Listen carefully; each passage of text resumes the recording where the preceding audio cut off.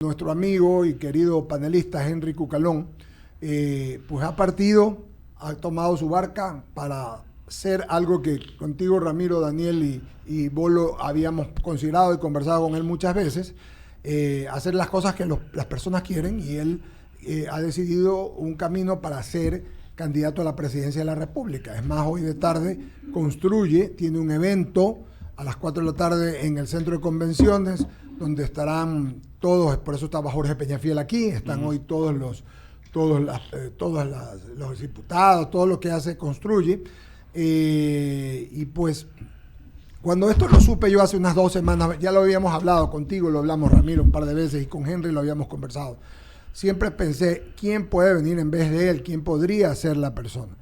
Y buscamos en la lista de socioempleo. Sí, no, y te digo la verdad, y honradamente, habíamos estado con él conversando algún tiempo, porque si bien quien está acá y quien lo va a reemplazar, lo digo, es un hombre talentoso, inteligente y conocedor de la materia, queríamos variar el hecho de que solamente fuera político. Miren, aquí están 2 candidatos a la presidencia, han estado Henry Cucalón y Andrea González. Es decir, tenemos 2 personas que de aquí ha salido mucha gente que ha hecho su carrera.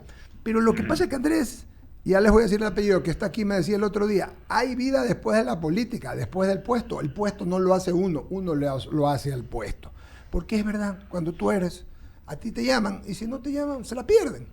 Conclusión, quiero traer nuevamente, porque es una satisfacción, Ramiro, contigo, que nuestro amigo, mi amigo desde el colegio, desde la escuela, porque estábamos en la misma escuela, yo mayor que él, por supuesto, no tanto, pero por ahí, en la universidad igual. Por gusto lo dijo.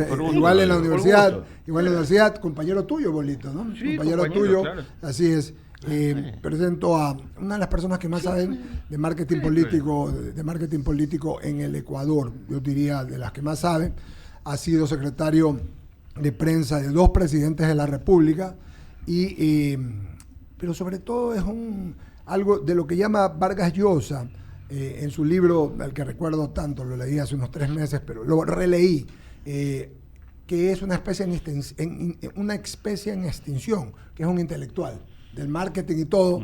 Saludo a Andrés Seminario, compañero de nosotros, Venezuela, compañero de nosotros algunos años en el Diálogo, que estará todos los viernes y hará una gran labor y un gran papel. Mi hermano, felicidades, qué gusto de saludarte. Bienvenido. Gracias por esas palabras, gracias por la oportunidad de compartir de nuevo con ustedes. Sí, aula no, porque eso quedó hace mucho tiempo. Sí. Pero los micrófonos, sí. Y ahora pantalla, ¿no? Claro, y ahora cámaras, que es tan diferente.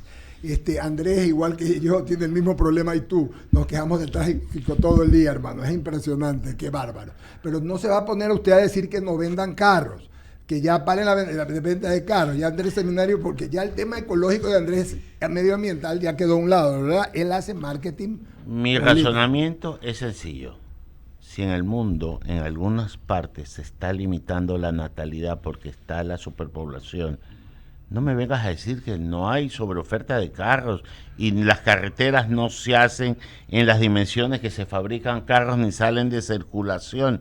Entonces, o cambiamos el sistema de movilidad a un sistema de movilidad de mayor contenido, es decir, que el transporte público sea eficiente en las grandes ciudades y en el mundo, o este mundo va a estallar, el pico y placa se va a repetir, los lugares donde no puedes entrar, el centro de Madrid no puede entrar carros solo determinadas horas. Y los carros tienen que ser híbridos o eléctricos. Entonces, ¿de qué estamos hablando? O sea, lo que yo les digo es a lo que va el mundo, ya si no lo quieren ver, no lo vean. Pues. Bueno, pero no vamos a hablar de eso hoy día. Está en el seminario aquí, tenemos un tema interesante. Sí, está bien, usted lo que usted me dio el pase. Sí, pero es que usted tiene tema, pues por gusto le da cuerda. Por gusto le di cuerda, sí, ¿verdad? Vamos a preguntarle a Ramiro cuántas veces coge el bus.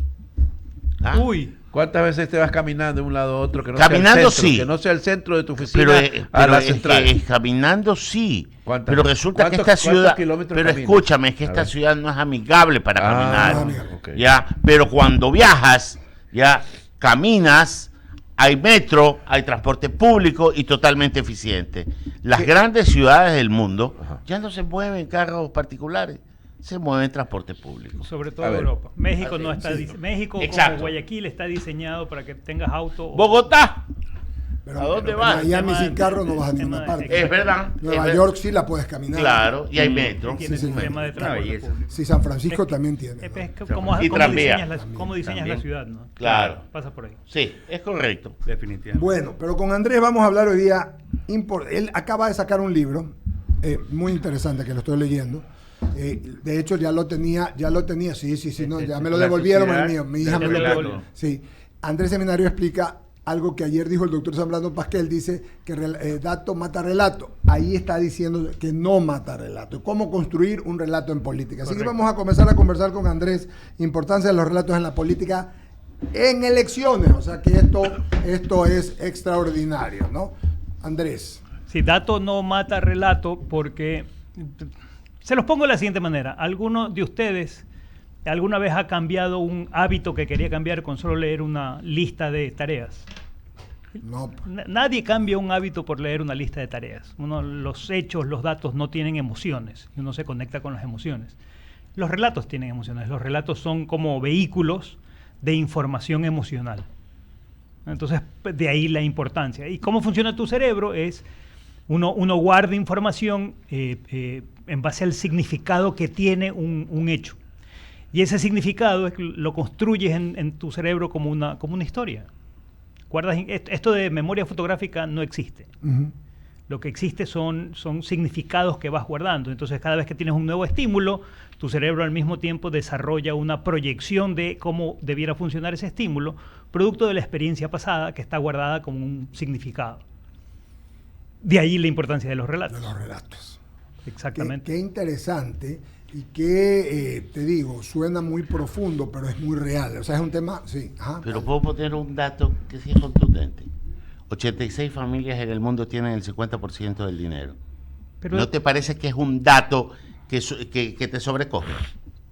Que los datos sean sobrecogedores no significa que sean persuasivos. Significa que son sobrecogedores. Pero es que, y que te sobrecoja. Estoy en la línea de Andrés. A mí me vale 3 pepinos. Por eso. No me persuade a mí. Ya, porque mi relato es sobrevivir, más allá de quién tenga o no tenga dinero. Yo no tengo pan para hoy. Mi relato es, o yo empatizo con el relato de quien está haciendo las cosas para tratar de conseguir un pan para el día de hoy. Les cuento una historia. Por favor, dale. Hubo un trabajador de construcción que salta a un andamio y al caer sobre el andamio la bota cae sobre un clavo y el clavo atraviesa la bota. El tipo se muere del dolor, ¿no? Lo tienen que llevar a la clínica, lo tienen que inyectar para poder sacarle la bota para resolverle el problema del clavo que cruzaba la bota. Lo llevan a la clínica, lo inyectan, los médicos lo sedan porque lloraba del dolor.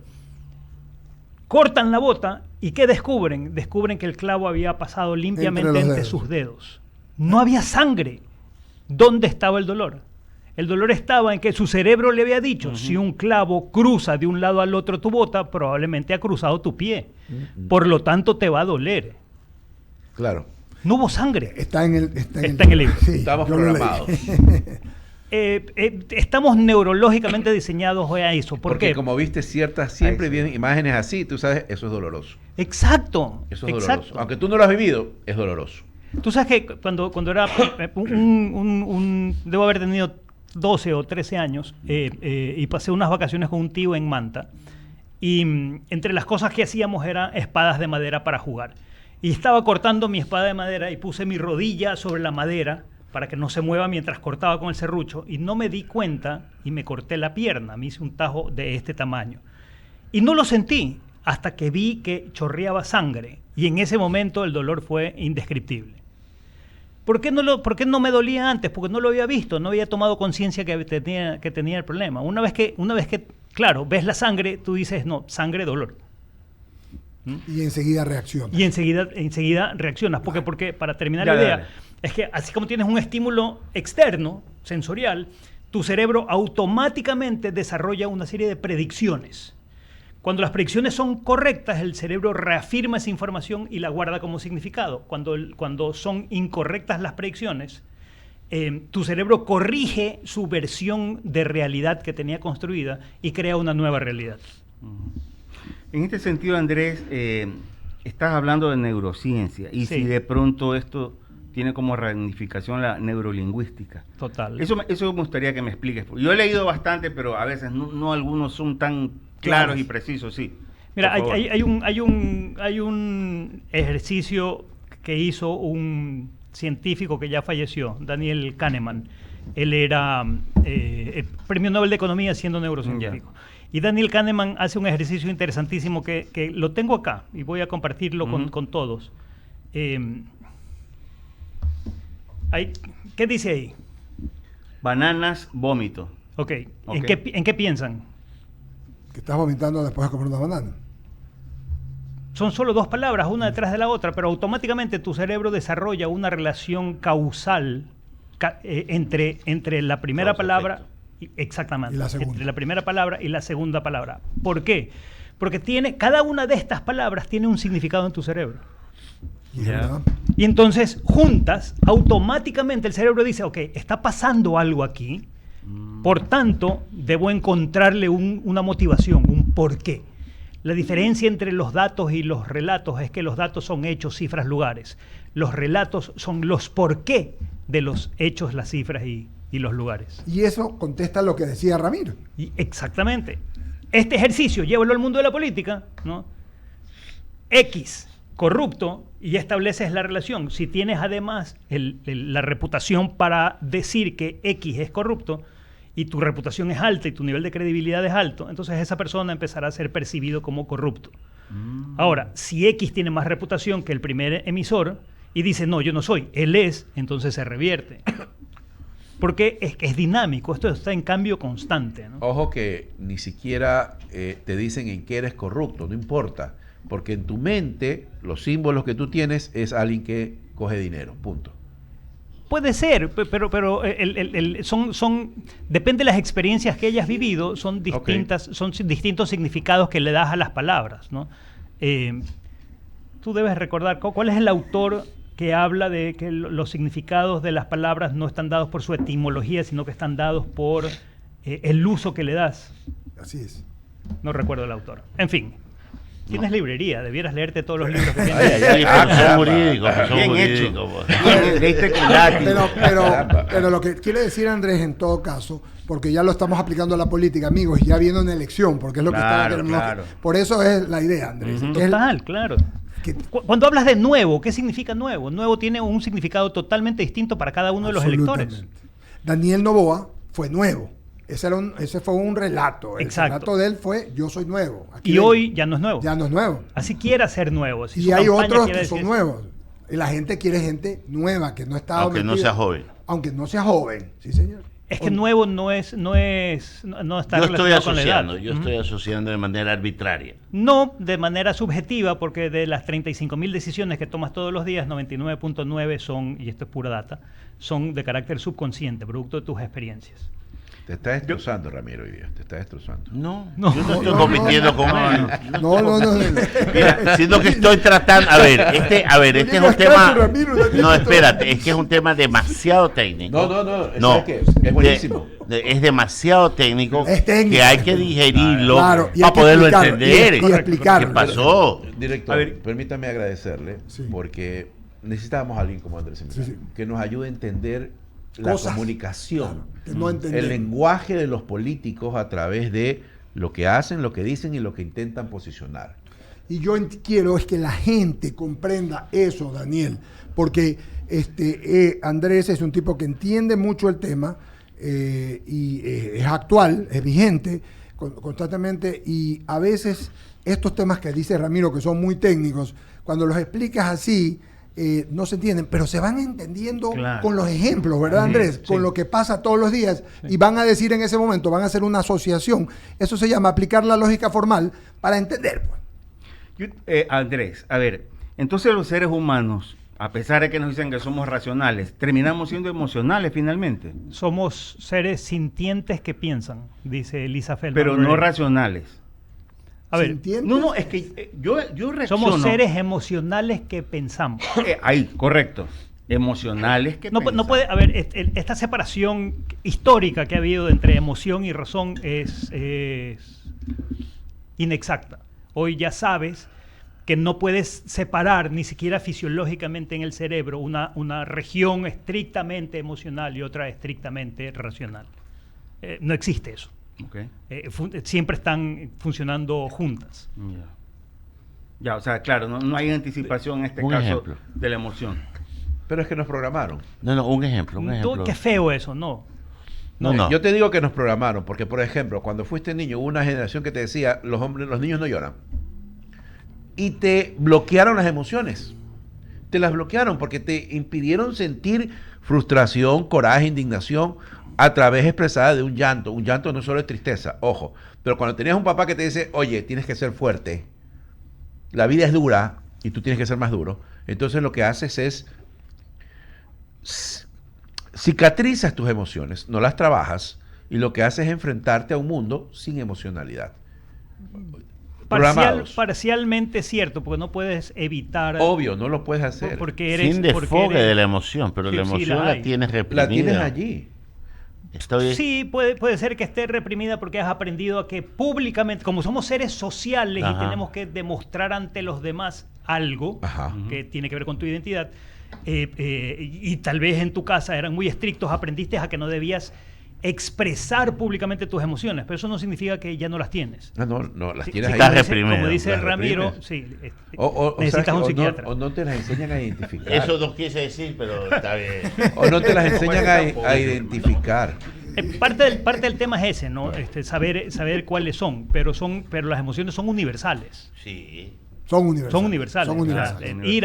Ira, enojo, Alegría, odio, indignación, alegría, amor, frustración. es universal.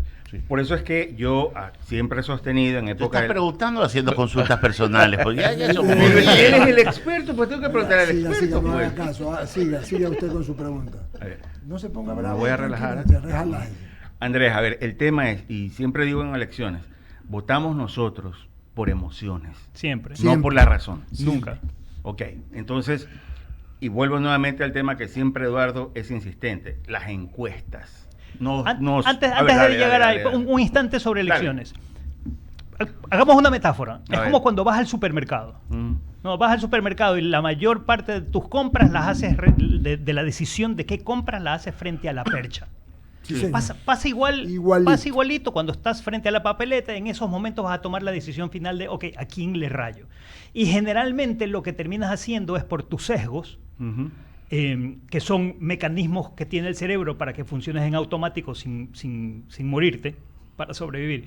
Lo que vas a hacer es buscando lo conocido, o votando igual que votaste la vez anterior, o votando como crees que van a votar tus pares, o votando como has escuchado que la gente va a votar, o vamos a las encuestas, o votando por el caballo ganador de acuerdo a la encuesta. ¿Por qué publican encuestas a última hora? Encuestas que además no necesariamente tienen la rigidez, la estrictez metodológica.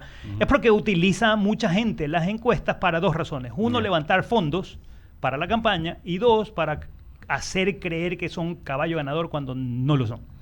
Vamos a lo decente de las encuestas. No A lo decente de las no a lo trivial que acabas de decir. No es trivial. A lo que usan, ya. A lo que no es el deber ser de una encuesta, creo yo. Digamos que tú tienes el deseo de participar, ¿ok? Haces una encuesta para medirte. ¿Qué tienes que medir? Si tú eres aceptado, si tú tienes capacidad, cuál es el discurso en que debes enfocarte, qué debes de transmitir, qué es lo que la sociedad necesita, porque hay tantos insumos sobre la mesa que no te puedes construir un candidato de la noche a la mañana, pero tampoco puedes construir una oferta de campaña de la noche a la mañana. Entonces, todos estos insumos que están disgregados deben de tener un orden lógico, deben de tener un primero, segundo, tercero, cuarto y quinto, que la gente que se mete a política, por lo menos yo veo que no tiene ni la más peregrina idea de dónde empezar. De hecho, no soy especialista en demoscopía, por tanto... Demoscopía. Encuestas. Ok, Ya. muy bien. Por tanto, no puedo ser muy estricto en la Pero respuesta a tu comentario. un candidato. Sin embargo, a ver, vamos de nuevo al ejemplo del supermercado, y digamos que cada uno de los candidatos es como una caja de cereal. ¿no? Al final del día, todos se parecen y cuando vas a buscar un candidato, vas a buscar que resuelvan tus problemas, no sus problemas. Tus problemas.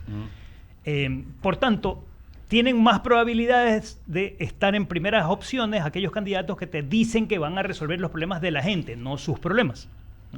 Y los problemas de la gente son distintos. No es que si tú, Ramiro, eres candidato, me vas a resolver un problema distinto a que si Eduardo es candidato y me va a resolver otro problema. Mis problemas son, hoy por hoy, seguridad y temas Y económicos. que te crean que lo puedes resolver. Esa es la siguiente etapa, claro. Que tengas lo que Aristóteles llamaba el ethos, la reputación, para que tú me digas, Andrés, te lo puedo resolver, y yo te crea. Pues cualquiera puede salir a decir, yo te resuelvo todos tus problemas, pero por ahí no es creíble. Ese candidato no tiene oportunidades. Entonces es una mezcla de varias cosas. Uno, hay que entender cómo construyes la figura de la persona. ¿Cómo la construyes? ¿Cómo construyes la persona, el candidato? Que no tiene que ver con la personalidad. Nada. Pero antes de eso, de construir al candidato, ¿cómo sabes que hay materia gris para eso? No necesitas No que tenga necesita. materia gris. ¿Estás seguro? Sí, No totalmente. necesitas. Necesitas. Para eso te está diciendo construir un relato. Más importante son los looks, la facha, Mira, Ya. que la materia gris. pero Absolutamente. eso es ahora. No, eso sí. Oye, siempre No, fue. siempre. Eso sí, Siempre, Siempre. Y por Y eso- hay, Qué hay, terrible, hay- Sí. Pero esa es la realidad con la que tienes que trabajar. Entonces debes. Pero terrible igual. El problema es lo que tenemos. Lo que pasa es que, exacto, el tema que Andrés, yo lo entiendo bastante, no como Andrés, pero entiendo bastante, es que un candidato termina siendo un producto, pues Andrés, ¿verdad? Lo es. Lo es una marca al Es una final del marca. día. Entonces, tiene que tener un relato a vender, un relato que guste para poder impactar en lo que llamábamos antes mercado meta, si es el mercado, Correcto. es decir, y hablamos de la gente, en la gente. Tienes que hacer que ese relato agrade a la gente, que la gente lo sintonice. Que se siente identificado con el relato. Y claro, aquí otra variable que juega, que es muy importante y lo vemos muchísimo en nuestra política y en realidad en todos lados, es el tema de la otredad. Yo y mi grupo y los otros. Y generalmente terminas deshumanizando a los otros. Claro. ¿No? ¿Y por qué lo deshumanizas? Porque es una manera de naturalmente atacarlos. ¿A qué me refiero? ¿Ustedes se acuerdan lo que decían los nazis de los judíos? Decían que eran cucarachas. Así es. ¿Y tú qué haces con las cucarachas? Las aplastas, las matas. Entonces, claro. judíos y gitanos. Sí, una tribu en África que estuvo tenía una guerra civil. A los opositores los consideraban también como animales que debían ser liquidados, ¿no? Los Tutsi. Claro, ¿por qué? Porque al deshumanizarlos, apelas a una programación ancestral que está en tu cerebro, que es el canal. Hay una zona del cerebro que procesa el odio de una manera y se desconectan las zonas que procesan el gusto, que tienen que ver con el córtex prefrontal y demás. No nos vamos a complicar con esa parte. Pero el cerebro tiene áreas que se activan o se desactivan de acuerdo a qué es lo que estás apelando. Cuando tú hablas de los otros, y los otros son unos animales, o son unos borregos, o son unas cucarachas, estás dándole pie a que todos los demás que sientan disgusto por esos otros se alineen a ti. Y de allí vienen, muy bien dicho, de ahí vienen que les digan cualquiera de esas cosas, como los denominen. De ahí vienen las denominaciones, ¿no? Y lo interesante del tema es que, ¿sabes a partir de qué edad la gente nosotros empezamos a dividir el mundo entre los unos y los otros, o nosotros y los otros? 7 años. 5 años. Me pensé que era así. A partir de los 5 años ya se ha visto que los niños cuando están jugando en el kinder ya van armando sus pequeñas tribus, sus pequeñas bandas, porque somos seres sociales. Y una muerte social es más crítica que una muerte física. Nos da más miedo. Claro. A ver, súper interesante, y por eso te lanzo la pregunta. ¿Tuviste ya el último debate, el reciente debate entre Trump y Biden? Me quedé dormido. No lo viste. Ah, sí lo viste. A ver, ¿se puede hacer algo ahí? ¿Se puede revertir algo ahí? ¿Para quién? Para Biden. No. Por eso están están haciendo las movidas necesarias para que no sea el candidato. Ya, o sea, eso ya es Caso cerrado. Y si tú ves las situaciones posteriores a ese debate, lo único que han hecho es reafirmar la creencia de que no está intelectualmente capacitado para ejercer un cargo de esa naturaleza. Algo más terrible que eso. ¿Quién va a gobernar en vez de él? Bueno, siempre el Si es deep, que el si deep es que él state, gana. ¿no? Sí, el deep Tienes state. el deep state que no importa si es demócrata o republicano. Hay un deep está. state. Claro. Ahí está. Ese país tiene Pero eso. las grandes Que acá se decisiones- llama burocracia. Burocracia. Pero es el deep state. Sí. Y me enfoco ahora, Andrés, en lo que nos queda para hablar de cómo analizamos. No tenemos precandidatos. ¿Podríamos hablar de algunos de ellos o preferirías que no? Podemos hablar ¿Ya? de algunos de ellos. Ok, vamos entonces. Comencemos con, asumamos que va a ir la señora Luisa González Ujú, por la lista 5. ujú. Ya fue candidata, Ujú. quedó cerca, quedó segunda. ¿Cómo la ves tú? ¿Cómo ves eso tú? ¿Cómo venderías el relato de ella? De acuerdo a las últimas encuestas, está Segunda, estaría segunda después en del presidente. intención de Sí, voto. señor. Claro, estamos julio. Falta mucho tiempo. Mucho tiempo. Mucho tiempo. Y lo que más me preocupa en la política ecuatoriana hoy es que la política ecuatoriana no está concentrada en construir relatos en positivo para subir los agrados de un candidato. Está preocupada en construir relatos negativos para bajar los Al que agrados viene, de la oposición. De la oposición, claro. Entonces no estamos construyendo, estamos destruyendo. ¿Cuál es el problema cuando empiezas a destruir y no a construir? Que toda la sociedad empieza a copiar ese modelo. Entonces ya no se trata del país que quieres, se trata del país que no quieres. Y hay una diferencia importantísima, no sutil, importantísima cuando analizas las cosas desde la perspectiva de esto sí quiero o esto no quiero, ¿no? Las negaciones te llevan a un camino del lado oscuro. Entonces, volviendo a la pregunta, ella no puede arrogarse la posición de nueva. Sin embargo, creo que sería interesante, y lo están manejando bastante bien dentro de Revolución Ciudadana ya, es abrir a sus candidatos de la figura de Rafael Correa.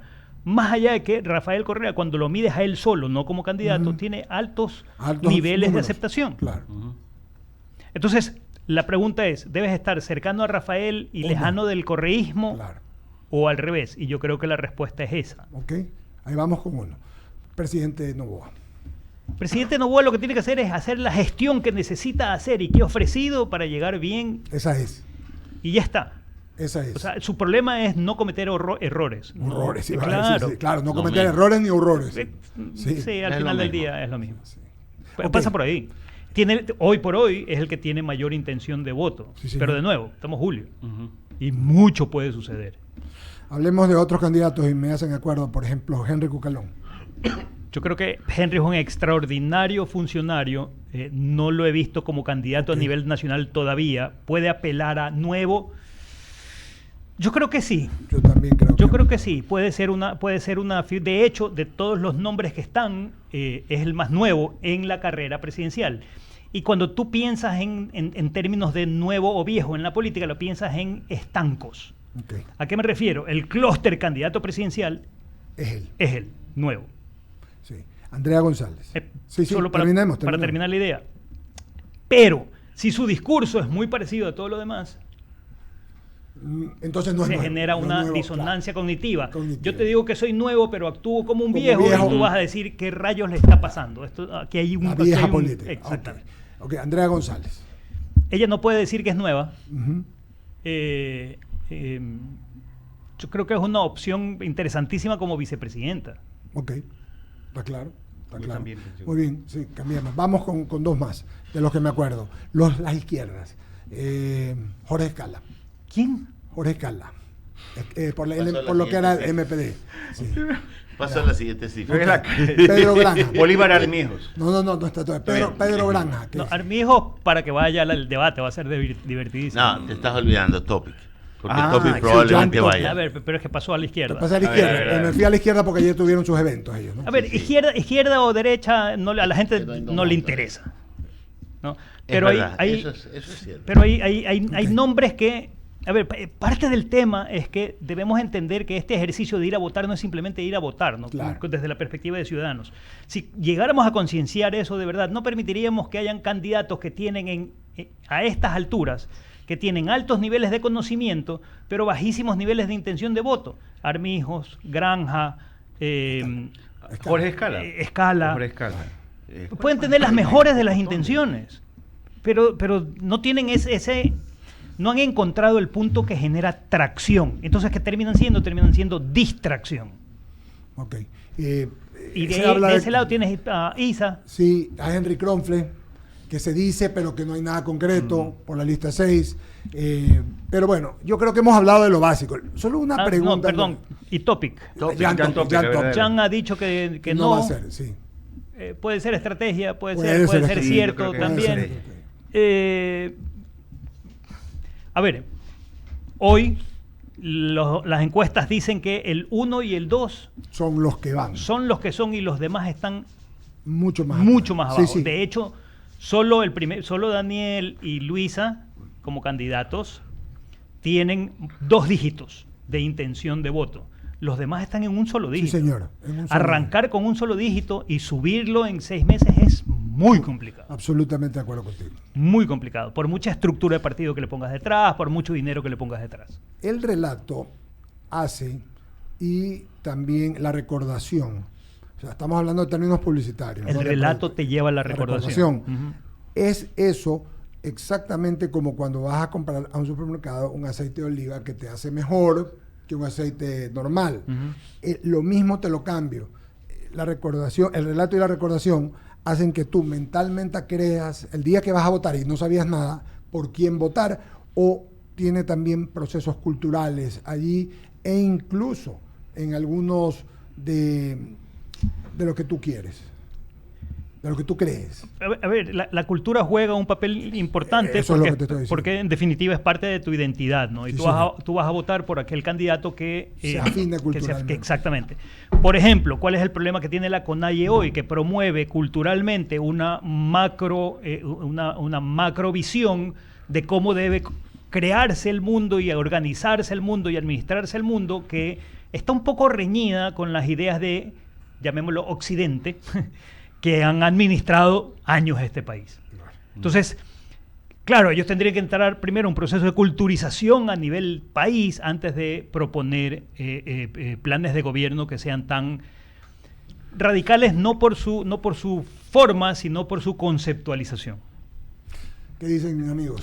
Yo tenía una pregunta, Andrés, pero no tiene nada que ver en el tema, porque es súper interesante. Ahí está la consulta. No pregunto. Pasa al sofá. No es consulta, es tu opinión consultando, nada hombre. más.